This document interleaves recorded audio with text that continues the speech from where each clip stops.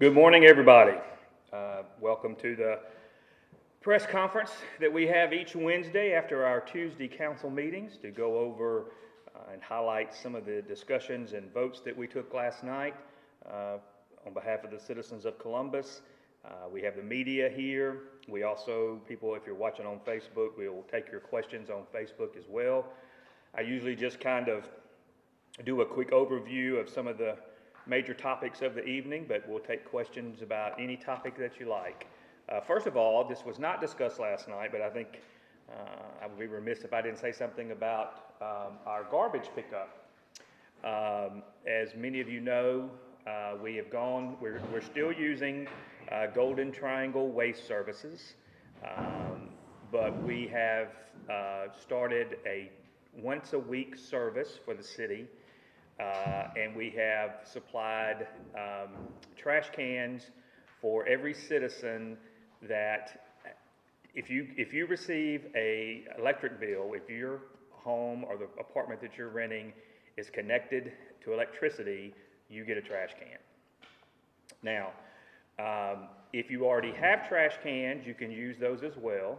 They will still use those. You're not required to use that one trash can. You can even put your bags out if you like. We hope that you will not do that. That's one of the reasons that we got the trash cans, to make sure that, because when people just use bags, many times animals will get in there and tear them up, and then trash is all over the neighborhood. So we hope that we will use the trash cans.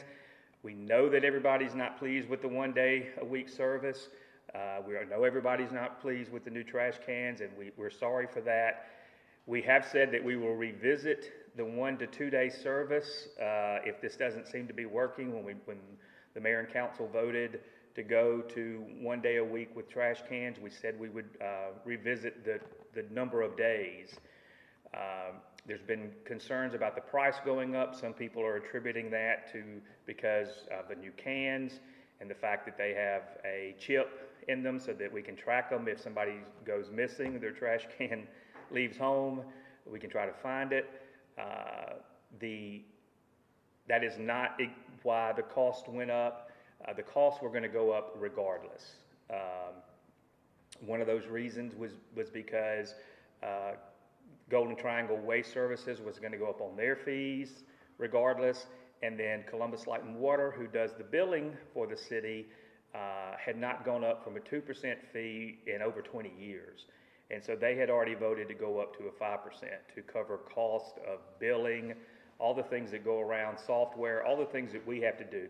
There's also a percentage built in of fees for the things that our Public Works office has to do, is where it deals with trash and not trash, but with rubbish. Also landfill fees, all those kinds of things go in to make up that cost. From the numbers that we've looked at from other municipalities, we're very close to what others, many times lower, I think, than what some other municipalities pay. But we understand that trash is a very difficult topic to get everybody on the same page on, and we appreciate it, your concerns. I've tried to field a lot of questions on my phone and on social media. We did not get the information out as quickly as we had hoped. We apologize for that. We're going to continue to try to do better on that because we know how important communication is. We are in the process of coming up with a question sheet. I'm working with Mr. Joe Dillon on that to try to answer all the questions that people have been asking and have it in one location where we'll put it on social media. We'll put it on our Facebook, we'll put it on our website, and we'll probably even maybe take out an ad in the 2 local newspapers to try to get the word out as much as we can. We ask for people's patience on this. I was contacted yesterday. So here's the dates that you pick up. If you were Monday, Thursday, your trash will be picked up on Monday. If you were Tuesday, Friday, your trash will be picked up on Tuesday. I got a lot of calls, well, not a lot, but some calls yesterday saying their trash was not picked up on Tuesday. So I reached out to Marianne Gilliland, who is the manager of Golden Triangle Waste Services, and she said they had a truck to break down late in the afternoon. I was not aware of that until this morning, but she said they will come back and pick it up. So I've encouraged everybody, if your trash was not picked up Tuesday, leave your trash, leave your cans on the street. They will make it back. Also, they told us the delivery of the cans is being Golden Triangle Waste is overseeing that process. The city is not. But if you can't get through to Golden Triangle Waste to ask questions, feel free to call City Hall or call me directly or text me or Facebook me. Just don't throw rocks at me. And we will try to answer all the questions that you have. They said it would be about a 2-week process. They said if your neighbor gets a can and you don't receive a can, not to panic, but do let us know if you don't have a can within that 2-week frame, and then we will find out what's going on and make sure you get one. In the meantime, you can still use your trash cans or put your bags out as before. There's no real change to this. I know there was some confusion because we were looking at another company who was going to have a sidearm on the truck, and there would have been a different process with those cans. We're going right back to who we had before. There is no sidearm on these trucks. People will be picking up the trash as they have been before. I've also had some people comment about sometimes the guys that are picking up don't pick up the trash can. They just pull the bags out and they leave trash in there, and raccoons are getting in their trash cans, all these kinds of things. I'm trying to get all that information to Golden Triangle Waste Services. They are the ones that oversee, and I believe their trucks have cameras on them to show where they are and to try to monitor the activity of your trash being picked up properly. So we understand that there's a lot of issues, and we're going to continue to try to work through it. As again, I mean, trash is as difficult to deal with as potholes. So we're trying to get better in all those areas, and I encourage your continued feedback. Now, was there anything else I should have probably mentioned on that I haven't? Hey, how are y'all doing? Good to see you. Anything else on the trash that y'all can think of that? Okay. All right. I'm sure I'll get some other questions, but again, we're going to try to get that information out for everybody, and don't hesitate to reach out to us. Okay. Last night, I want to say we made an appointment to the Columbus Redevelopment Authority. Ms. Brenda Lathan was appointed. We congratulate her. We're excited that Ms. Lathan, we think, will be a great addition to the group. Many of y'all know that she's a longtime resident of Columbus and has over 20 years of experience as a senior vice president for economic development for the Link. And in her retirement, she continues to work in economic development.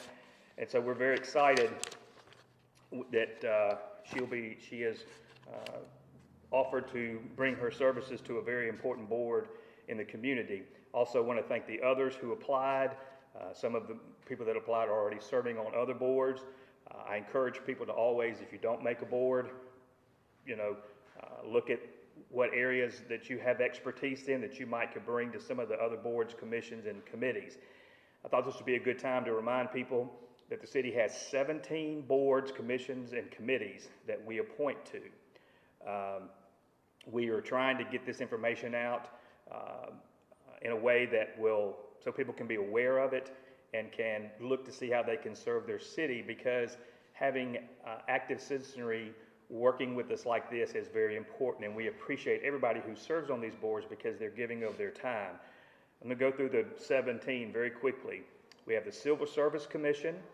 We have the Convention and Visitors Bureau Board that we appoint.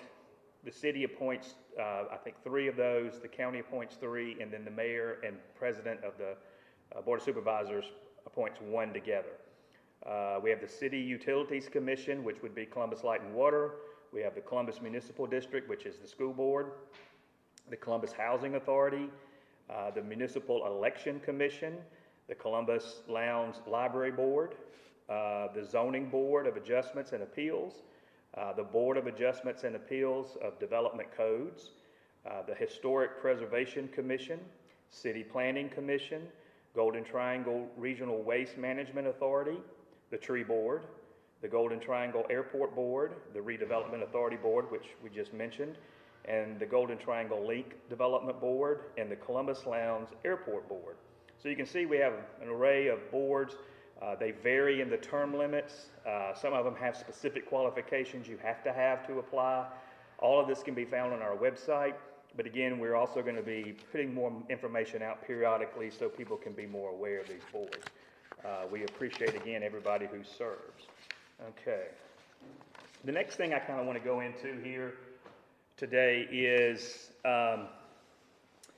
we had several things, and I've got our city engineer, Kevin Stafford, with us today because I'm going to bring him up as we talk about these things. We had several things last night that we went over.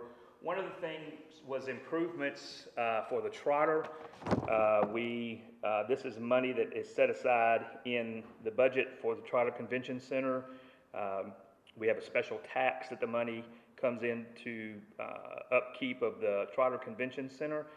So there were a couple of bids that we awarded last night that are going to be making some changes to the Trotter, which I think people will be pleased to see. I don't know if many people saw this last night, but this is a rendering of part of the work that will be done at the Trotter Convention going down, is that 2nd Avenue? You know, down there now there's a lot of crepe myrtles here that will be moved out. There's going to be an ADA ramp put in here in the front that is not there now. It will affect parking some, we think in a good way. The patio area outside of the downstairs doors of the Trotter, if you know you've been in there, it's kind of treacherous in some places because the trees have bumped up the sidewalks and stuff.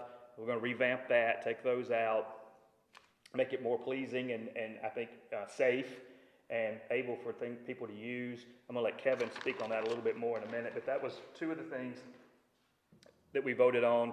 There'll also be some other work done to the courtyard, which I mentioned, and coming down, and later, I don't think we voted on it last night, but improvements on the inside of the Trotter. Carpets, furniture, all those things. The Trotter is obviously is a high maintenance building that the city has, and it's also something that we have that the citizens are able to rent and use for events and to hopefully attract entertainment here for the city. So we're excited about the improvements that we've been able to work on there. Also, we talked about a Main Street capital improvement funding. I'm going to let Kevin talk a little bit about there. The Main Street will be applying for the grant, but there's some match money involved, and the city voted last night to go ahead and let them go for the grant. We have, there'll be, I think, no more than $95,000 matching. The city may not have to do all of that match. We're hoping that others will come together and help us with that. But it was important that they were able to go ahead and apply for that grant because they were on a tight deadline. So I was happy that we were able to move forward with that. The other is an emergency road and bridge grant that we're getting, which is, I'm going to let Kevin give us a little bit more information on, which is a grant that does not require a match. It was one that the city had applied for over a year ago that we didn't get. We got a contact from Jackson that there was money available, and they wanted to know if we wanted to apply again. We did, and we have received it, so that's good information as well. And then the last thing I'll mention before I bring Kevin up, we also had an executive session I'll let our city attorney speak to after Kevin, is that we did vote last night to declare old fire station number 4, which is on Airline Road, as surplus. We voted to, the mayor and council voted to call it surplus, move it to surplus, have someone come in and do an assessment of the building and give us a value, and then we'll move forward on trying to sell that building. It is the one that is on Airline Road. The new Fire Station 4 is the one that was built a couple of years ago, which is on Airline Road. Yeah, closer to the Humane Society. So those were the main things I wanted to go over this morning. Was there something else I should? Oh, yes, sir. What about the tractor and the sidearm? Oh, good news, yes. Wasn't on the agenda. Yeah, it wasn't on the agenda, but Councilman Green brought this up and asked us, and this is exciting news. In fact, we almost had a party afterwards. There was extra money left in this year's budget, 2023 budget, from payroll in the Public Works Department.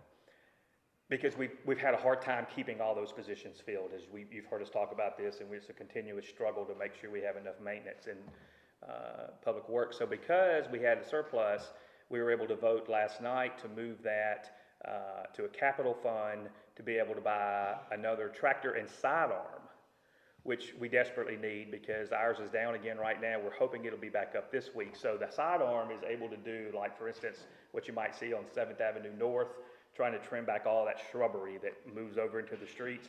We're having that issue all over town.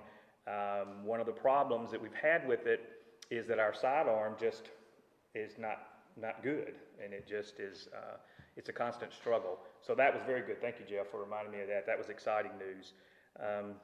Anything else before I let Kevin come up? I'm gonna let Kevin talk about the paving. Kevin's coming up also in these other few issues, and thank you, Jamie, because I don't think I did mention it. But we did vote last night on paving, moving forward on paving. And I think everybody understands what a hot topic that is in the city. I've mentioned this many times. The city on average spends about $1 million a year, because over the last 20 years, we've invested $20 million in our roads, and you still see, I know it baffles me when I hear it too, but we face the same issues in Columbus that most municipalities do, is upkeep of roads. So we have been discussing for a month or so now about the next paving that we're going to do and how we were going to divide the money. That is always an issue that we have to look at closely with the council, because they all have major needs inside their wards. There are some wards that have streets that have more traffic on them, and therefore more wear and tear. So in recent years, we've tried to balance that out instead of just giving the same amount to each ward. I struggled with it a little bit this year because now we can use some of that money for watershed and flooding, which we all know how important that is in our city. And so under that scenario, you know, I was open to the wards getting the same amount if they could use it in those areas. The question is, how much of an impact would that have in the watershed and flooding? I think any work is good. So there were two scenarios last night that the council had worked on. One that Councilman Jones presented would have been just across the board, every ward get the same amount, and then use it to the best they could inside the wards to repair the streets and watershed and flooding or sidewalks, anything it can be used for. You know, our city engineer keeps a list that they work from of the roads that are in most need of repair. And so we work down that list constantly to try to get it right. The other option that Councilman Green presented was to do it by percentages for the most needed roads within each ward. So that would not have been just an even disbursement between each ward. It would have been depending on how many high maintenance roads you had in your ward, which is a logical way to look at it. Then Councilman Beard had a compromise idea of taking $500,000 off the top of the money, because we have about 6.8. Take $500,000 off the top for those high maintenance areas, and then divide it equally after that between the wards. And I broke the tie in support of that because I like to see compromise. I also like to see us, because I felt like that would hopefully work well for the entire city, but understanding the mindset of both sides. I don't think there was a winner or a loser in that, but just a real desire to do what they can best for their wards and the city overall. So that with that vote last night, that will now trigger our city engineer to begin the work on moving forward on paving.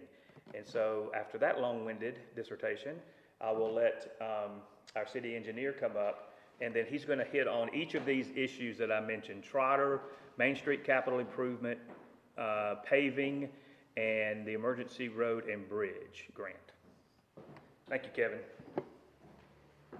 Thank you, Mayor. All right, I'll try to put all this in order and hit it in order, but I'll stop for questions too as needed. So first off, for the Trotter, there's two pieces to that. The first off is in the courtyard area the Mayor talked about. Public Works is going to come in and clear all the trees and the planters, the electrical, and also the broken concrete that's in that area. It's a trip hazard at the time. They're going to take that out in coordination with our low bid contractor, which in this case was Hannon LLC. The council approved to move forward with a contract with them in the amount of $31,985. We would hope to see that work really starting in the next month or so and being completed before Christmas. So, along with that, the other piece, and that was a very small project that could happen immediate, was specific to concrete, so we broke it out separately and went out for quotes on that one since it was under $50,000. However, Hannon obviously has done a lot of concrete work for us in the past and is qualified to do that work, as were the other bidders that we brought to the table. Whereas we did a public bid for a larger project, which was twofold. It was a ADA ramp at the administrative building for the Trotter, which has never existed. So this will add an ADA ramp to that facility, but then also it will improve the street side improvements. So the first one was inside the courtyard, the second one's along the street, 2nd Avenue. That sidewalk is also broken up, but also it's only 5 feet wide. You can't pass 2 people easily on that street, and obviously there's a lot of traffic, pedestrian-wise, to go back and forth. So this will bump out that curb roughly 5 feet for a 10-foot sidewalk, replace the sidewalk, redo the landscaping, put in an ADA ramp, and then also it will convert what's angled parking right now, which you can't see backing out of, to on-street parallel parking, which mimics what's across the street, and then you can see coming in and out of those spaces. So it'll clean up that area a good bit. That low bid was with Weathers Construction in the total amount of $203,700.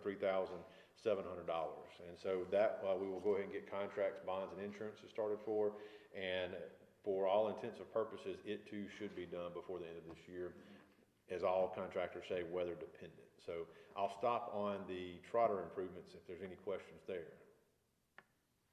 Yes, this is being funded with the hotel motel tax, is that right? That's correct. And the mayor touched on too, there are some other things going on inside the facility that we are not directly involved with. I know Regina's been working with an interior designer and architect in JBHM, and then also there's some improvements to Regal Hall that are coming out of that same money. So these are just two of the first exterior improvements that are happening, and there'll obviously be others to other pieces of the facility. About how much money does the city get yearly from that revenue stream? I'll defer to Jim on that one. I wouldn't know off the top of my head. I know we have about $1.1 million in that. It's approximately $20,000 to $25,000 a month we get from the hotel motel tax. We can double check that amount to be sure, but I think that does sound right, Jim. But we can double check it. So that would obviously be several years of collections that have been put together to make all these improvements happen. So,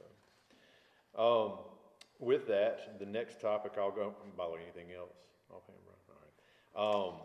Mayor had mentioned.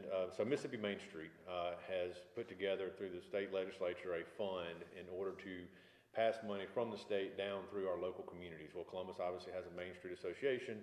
The mayor's selection right now to represent the city on that board, and we were talking about the opportunity of receiving up to $500,000 from the state.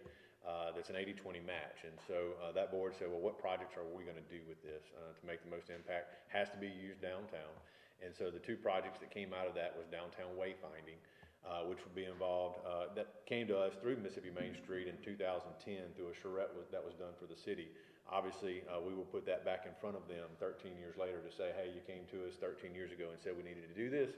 Haven't done it yet, so we'd like to use your money to now implement that, if you don't mind. We have done several of the things, such as the soccer complex that did come out of that charrette. So this is one thing that hadn't been done. $250,000 price tag for that. So with that, you would have $200,000 that would come out of the Mississippi Main Street funds. The local match for that would be $50,000. The other scope project that came out of that, MDOT did a study to try to better safety improvements downtown for parked cars, for pedestrians, to slow traffic down, all things considered, back in 2019, 2020.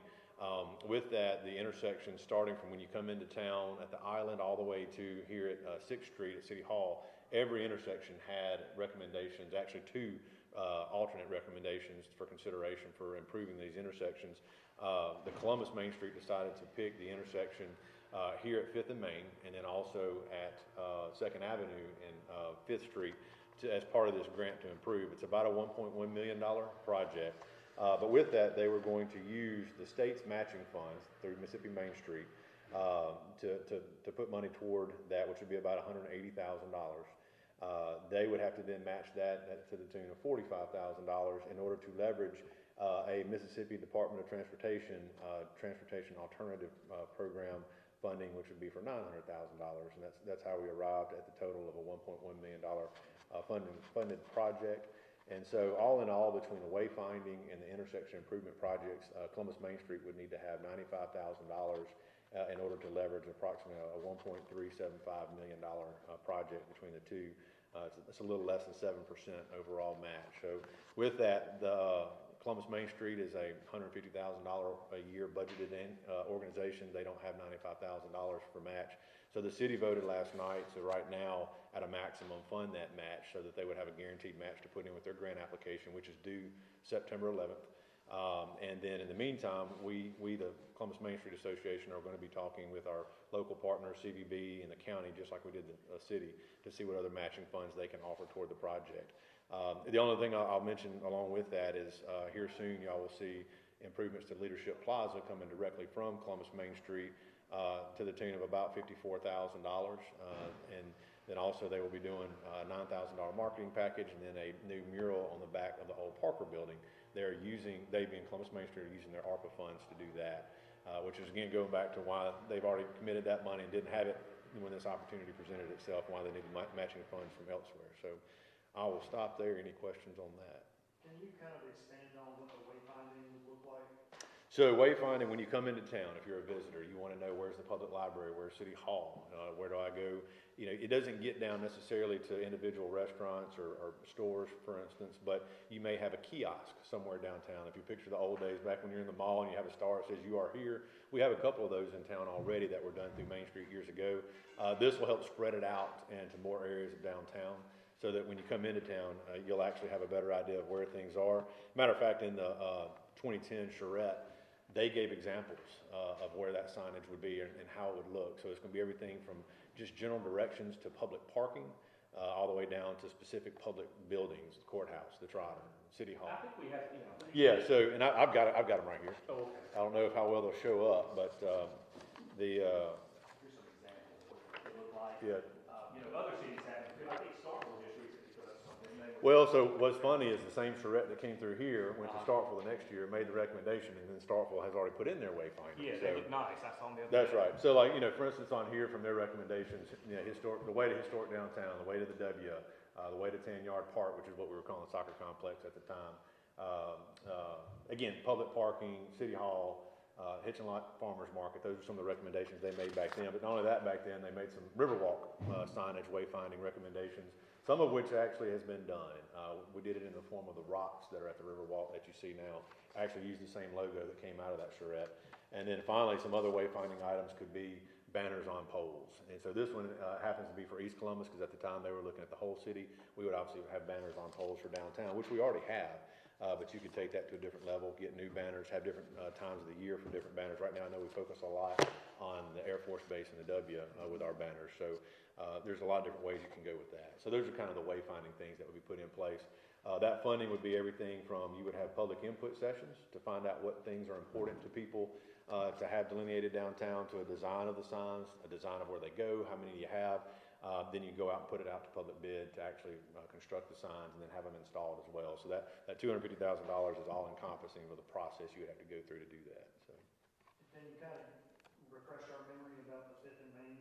All right, so I'll start at 5th and Main because 2nd Avenue and 5th are similar, but there's more moving parts to 5th and Main. So even before the roundabout at Harvey at 2nd Street, there was always one lane into town and one lane out of town.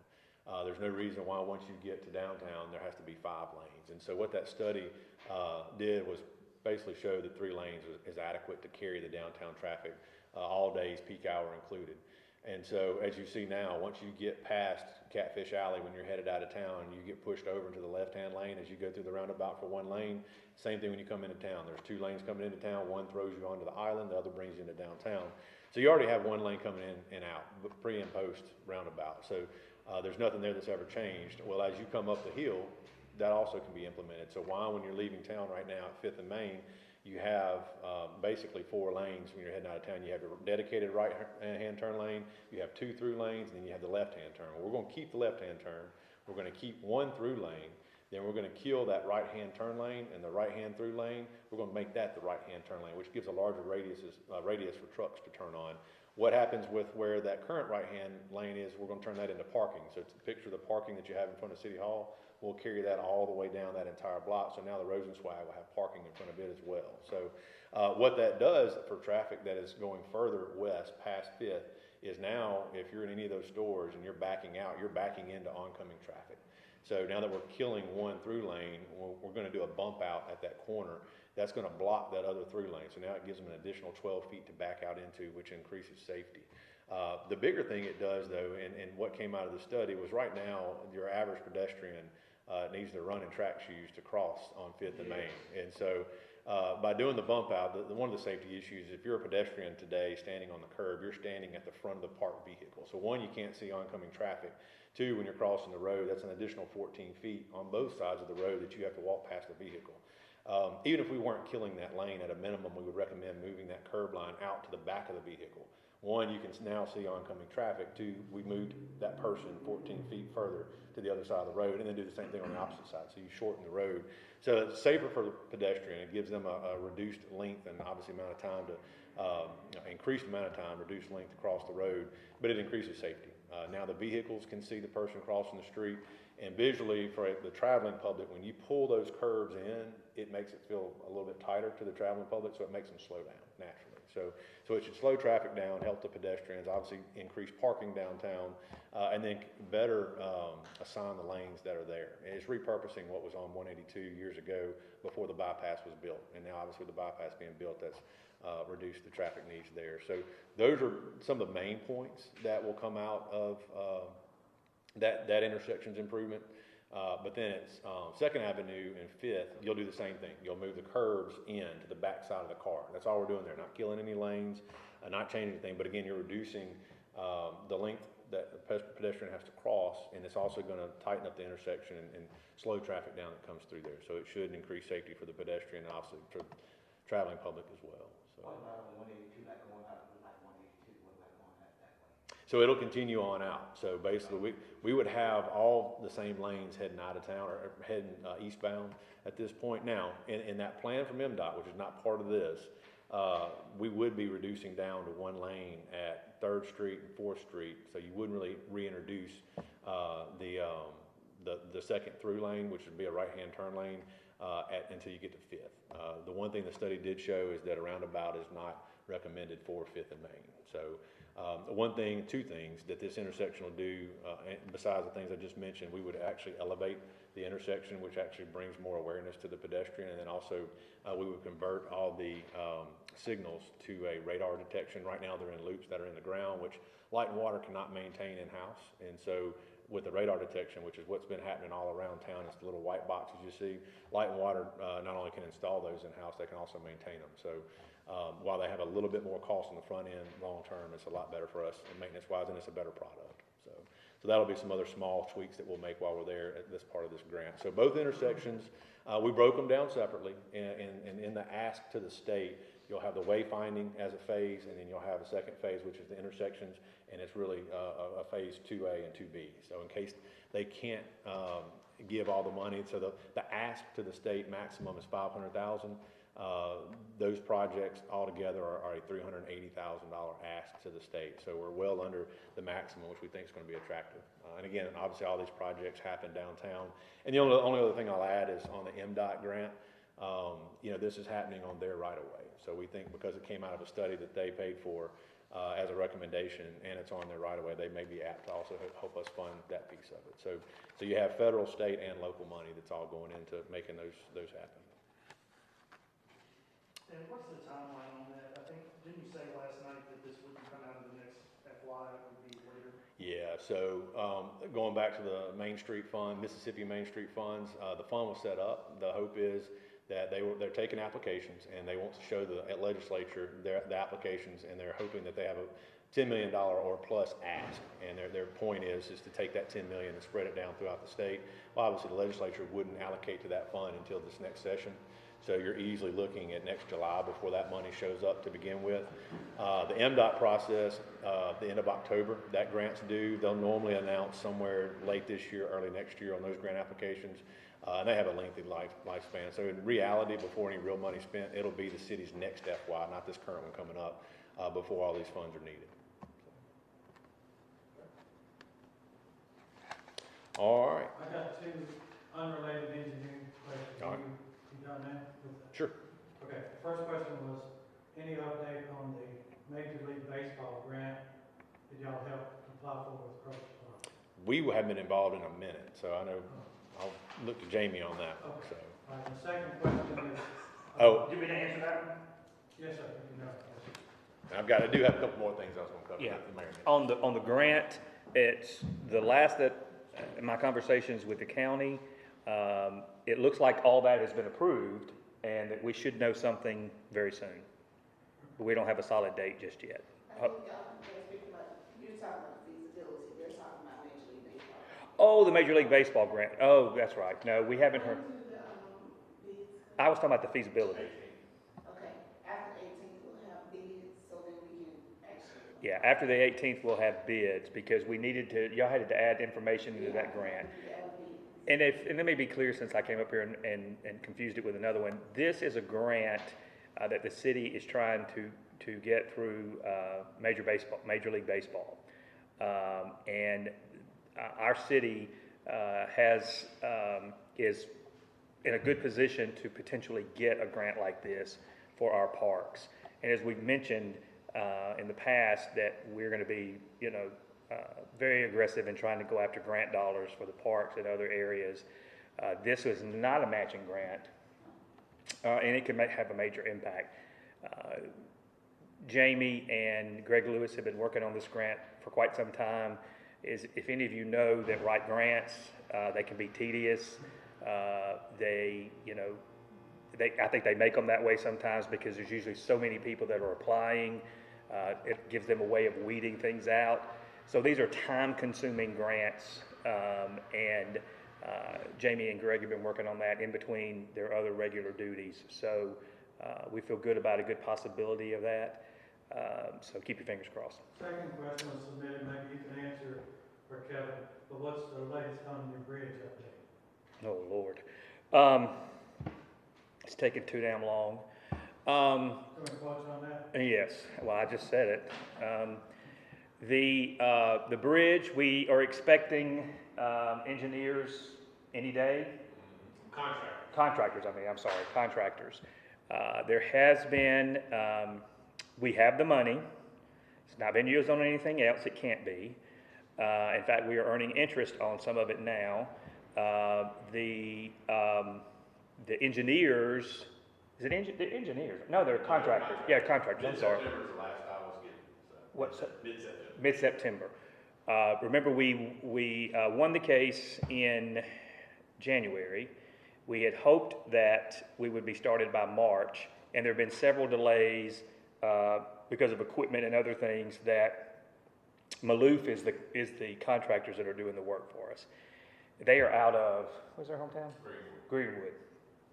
They are a good company. They repaired the bridge originally when we turned it into a pedestrian walk-through. This particular kind of work, because they're going to be primarily working underwater, trying to get all the equipment and everything at the same time in the same place, and trying to work on a time frame that is conducive to the work that they're trying to do, can be a little bit difficult. But I understand everybody's frustrations. I have been frustrated. I have called, and we've had numerous conversations about trying to get this moving forward. So we think mid-September, which this is the 1st of September, so hopefully then. Did I answer it? Yes, sir. Did I get that okay? Yeah. One other submitted question. I don't know who would answer, but you're proceeding with the Probst Park work, correct?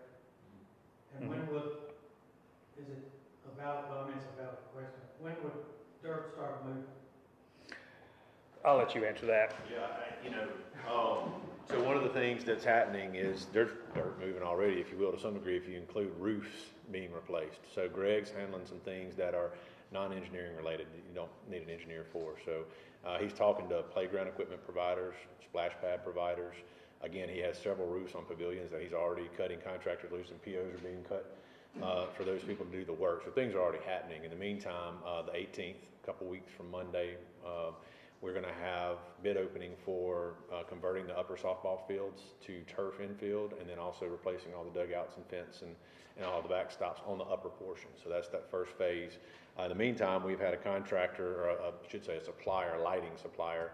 The lighting systems that have been used in the past, Musco in particular, are really expensive. And so as part of the cost-cutting procedures here, we're looking to have a conversation with Columbus Light and Water, which we have given them a list of all the things we would love their help with, and as far as upgrading lighting.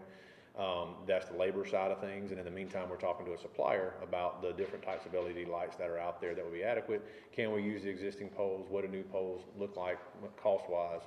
And trying to put that within the budget we've set aside. The first quotes we have gotten look good as far as inside that budget, but they're over $50,000. We'll have to go public bid and get more than one vendor, but that's where we are in that process, is to know, all right, this is real, it can happen. And so I would say once we get the bids on here in a couple weeks, this is that first tranche of money that's already in hand, and then obviously the city's still working on the bonding side of things to have the rest of the money, but we've been told to go ahead and move forward since that process now is cleared through council. So, yes, sir. So a couple other things the mayor asked me to hit on. The county engineer, probably about 2 years ago, came to us about the Waterworks Bridge and said, hey, it has deficiencies and qualifies for replacement. And the bridge is a complex bridge in which that they could not replace themselves and design themselves. So they called us and asked for us to help if needed. And in the meantime, the state has set aside the ERBR, Emergency Road and Bridge Repair Funds, that have been around for a few years now, funded through several legislative sessions. And so we went to the city council and said, hey, the bridge has issues. There's a funding source that's 100% money out there. It's to some degree no risk to you to go after it. The council approved that, and we applied a little over a year and a half ago on their behalf. Real easy application process. MDOT came back to us probably 2-3 months ago now, at that long, and said, hey, the legislature said that, we didn't get funded. They came back and said the legislature said we're going to refund the ERBR program, but we don't want you to start new applications. We want you to go ahead and finish up the ones that were not funded in the previous year. And so they did give us the grace to say, do you need more funding than what you asked for? And obviously we did. It went up roughly 10%. So the city was awarded $4,012,900 in order to replace the bridge at Waterworks. It's by the water plant, for those who are familiar with where that is. And so the city has received an MOA at this point to sign and send back, and then we'll go through the process of selecting the engineer, doing the design, and all that good stuff. So again, 100% money to the city. The only risk there is if it goes over budget, the city is on the hook for the rest of it. So that bridge repair. Will you close the road? Yes, it'd have to be closed. How long? So as long as the bridge takes to be done, Kevin, top of his head, probably 9 months. In that neighborhood, could be a year. It's all weather dependent when it kicks off. So. Yeah, it could be. So the city has until September 30th to return the application right now, the MOA, and then have to expend all funds by June 30 of 2026. So it has a pretty long lead time. But we need to tell people be prepared for it to be closed. Correct.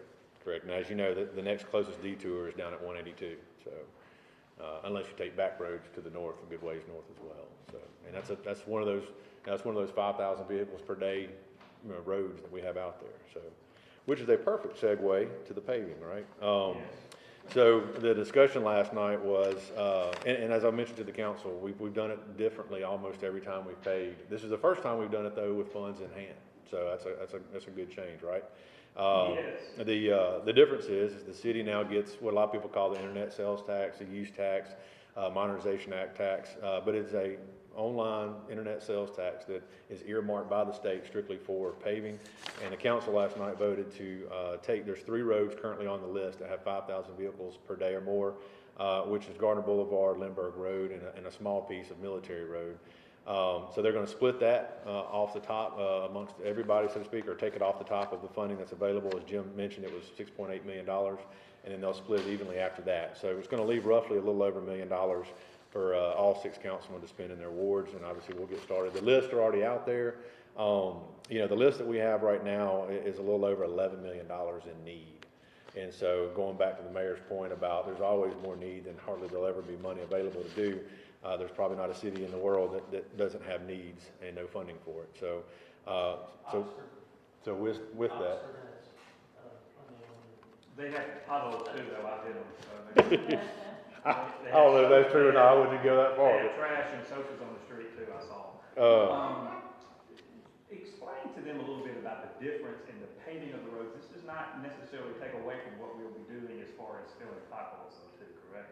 Yeah, so this doesn't change. Public Works does a lot of the pothole repairs with their annual budget. And so this money can be used for that as well. Matter of fact, there have been some, the council's approved some of this same funding to go towards signage upgrades in town here in the last year. So it can be used for that. This is more for complete streets that the city approved years ago, which is going to look at curb and gutter, sidewalk repairs that need to be made. We'll do a separate concrete contract for that, and then we'll have an asphalt contract that'll mostly take care of the roads. But while we're looking at these roads, not every one of them is just a pure overlay. There may be, one road may need nothing more than a major base repair in one area, the rest of the road's fine. Or you may have a few manholes that are cattywampus, if you will, in the asphalt. We'll come in and level those out and just fix those areas, which makes the ride a lot better, which the perception is the road's a lot better too. So it'll fix a lot of those small things as well, much less just pure overlay. But I will say 85–90% of it's pure mill and overlay, or overlay, depending on if it's needed milling or not, but throughout the city. When will asphalt paving begin? So being cut loose, I've always said 3 to 4 months. So by the end of this year, we should have a package put together, a contractor on board. It's hard to pave in January and February because of the temperature. So I think realistically, weather-wise, you'll see it early spring, being March, that a contractor will be ready to go. From all indications we've had from 2 paving contractors that are both local, they said this would be a great time to get it out on the streets because the state will let a lot of their stuff next year. And some of these local guys would love to work at home and know they have that bird in hand versus working with the state, which obviously is always going to be out of town. So hopefully we're hitting this at the right time. Correct. Several wards have done watershed in the past, and that won't be any different this time around as well. So, any questions on that? All right, that's all I have. Thank you, Kevin. That was very helpful. What I'll remind people again is that we announced probably almost a month ago, that our plan is we're moving to the ward system with Public Works, where we've got our teams working in the wards every day, same people going to the same wards. We're still ramping up on that. We're low on some we're down 6? Yes, We're down 7 employees in Public Works that we're aggressively trying to replace now. But once we get the manpower up and woman power, we'll be able to hopefully address a lot of these concerns that we've been talking about. One of the things that I've asked them to do is we're going to begin to have periodically a pothole day across the city where we're getting potholes filled, and also a street sign day. We've got a lot of street signs that need to be replaced. Some of them are crooked, that kind of thing. We want to try to have an emphasis on those types of things so the citizens can let us know where some are in their areas that we may not be aware of. Also, I will remind the citizens that to get in touch with your council members as we start down this road again on paving. They've been looking closely at the roads in their wards, but this is a time for y'all to give them feedback, talk to them about specific areas. We did do some town hall meetings on this earlier about paving. Didn't get a huge turnout. We got a lot of people viewing online. But again, this is your time to get your thoughts in about the paving inside your ward. You can also talk to me if you like about it.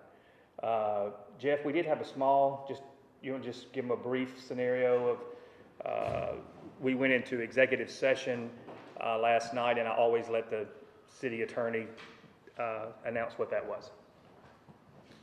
Thank you, Mayor. Good morning. The first thing is, I guess, that I should say is there was an early discussion about having 2 items of executive session, but when we went into closed session, it was decided just to discuss one matter, and it was a matter of personnel related to job performance of a particular individual in the administration department. And there ensued a discussion about that job performance, and no action was taken. That's it. Okay, anything else that we didn't touch on? We've got to have the budget finished by September 15th. We're working towards that. Yes. Oak Manor Apartments. Oh, yes. We did get an update from Oak Manor from the, let me look at my notes here real quick. That's a good, thanks for asking about that. That's important.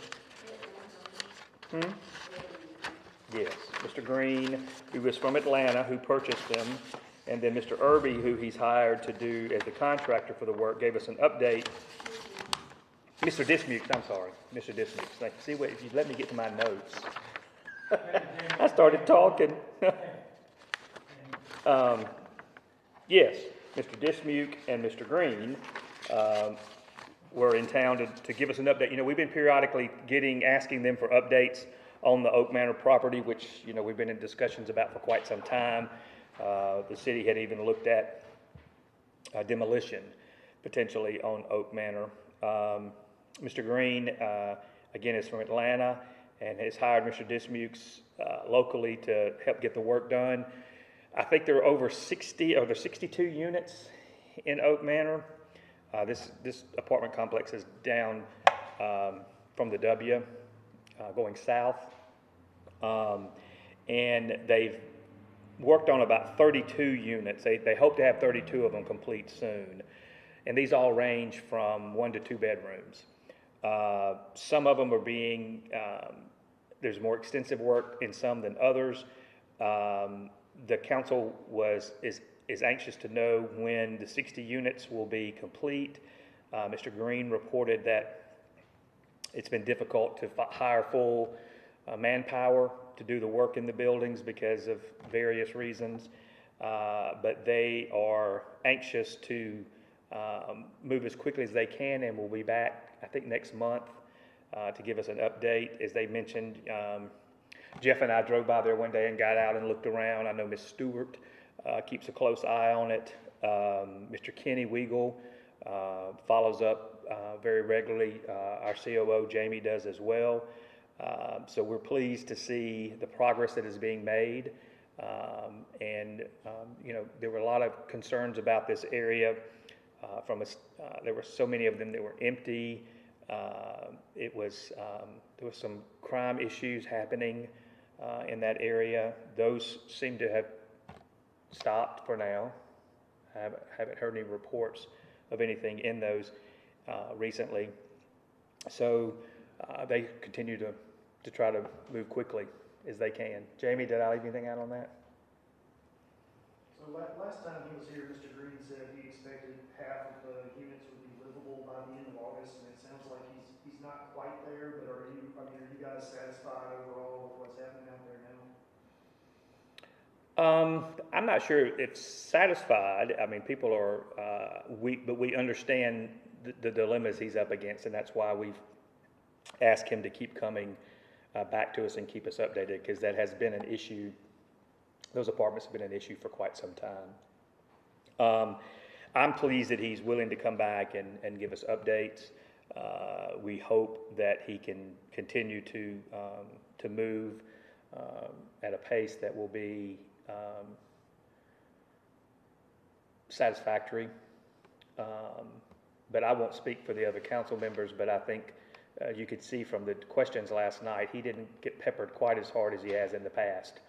So I think they're all glad to see the progress, but everybody will keep watching it closely. Is that good for you? Okay, I have some questions about Fire Station 4. Okay. Can you just kind of talk about why the council's decided to put that building on the market and what state the building's in now? Well, we've been discussing it for quite some time about selling the property. We've had some inquiries from different groups. We've had discussions with the nonprofit that is right next door to them. I guess we talked back and forth a little bit with them for probably over a year now.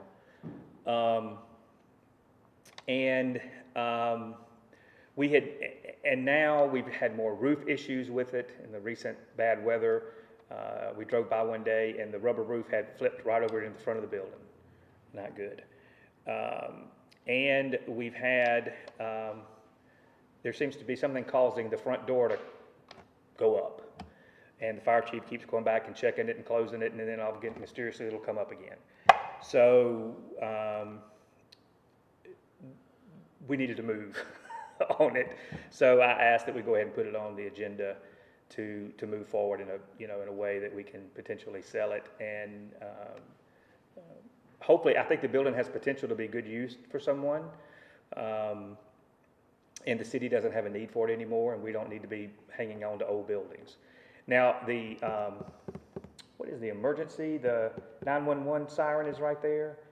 Yes. We will have to do something about that, move that, I think. Correct? We'll have to, Or have, before it's sold, we need to let E911 remove it and put it where in another site. yes. So the process now will be, since we voted last night, we will be getting with somebody to give us an assessment and a cost value. Do you want to walk through the steps, Jeff, and tell them what these are the potential processes that we'll need to go through once we make a decision? Let's just. There's a state statute on this. It's in the municipal powers. I think it's 21-17-1, but I could be mistaken. Anyway, there's 3 ways to sell surplus municipal property, and the first is by advertising for sale by a sealed bid, and we historically have only done that 1 or 2 times that I can remember. Most of the time, you go to option 3, but the second option is if there's a particular individual that wants to buy it or business, then we can get an appraisal and they can get their own appraisal, and then we sell it for not less than the average of those 2. And the third way is for us to just list it with a licensed real estate broker and let him come back with an offer and a recommendation. That's the way we've usually done, but we're supposed to determine that the first 2 methods are not in our best interest before we list it with a broker. Yeah, I got one quick question. Sure. What is that building being used for now? Is anything? It's not being used at all. When we built the new fire station on what street? Airline. Airline, it became obsolete. It was too small to fit our big trucks in, so. There's a little storage in there right now that's not being officially used for anything. None of these 3 steps has been taken yet. Y'all haven't voted on which one to do. You're just appraising it. Just declaring it surplus and getting it appraised. So that way, if we list it with a broker, we have some idea what we ought to be asking for it. We knew going into there was problems with the roof, and I think we'd gotten a $20,000 bid at one time, a long time ago, to fix it with it, and that was never fixed, and now the thing's flipped over. So it's been put back up, and there've been tarps and stuff put up there. Anything else? Yeah, I have one last question, or I guess 2 last questions. You talked about buying the tractor out of Public Works. Can you tell me how many unfilled positions resulted in that surplus and about what the cost of the equipment is? It would probably be an average of, like right now, we're 6 low. What, year 7, low now? 7. But throughout the year, we've had a lot of vacancies, so. Jim, do you know? It would probably average somewhere between 8 and 10. But usually between 8 and 10 throughout the year that have not been funded. So that's where that money would come from. And do you know about how much the equipment Casey's wanting to buy would cost? 200,000? The most recent number I heard is 170,000. But they pulled the 200 out. Yeah, I think that will. Just so you have enough. Yeah. It'll be less than 200. Yes. That's what I was wondering. Okay. Okay. All right, guys. Thank you so much. Have a good day.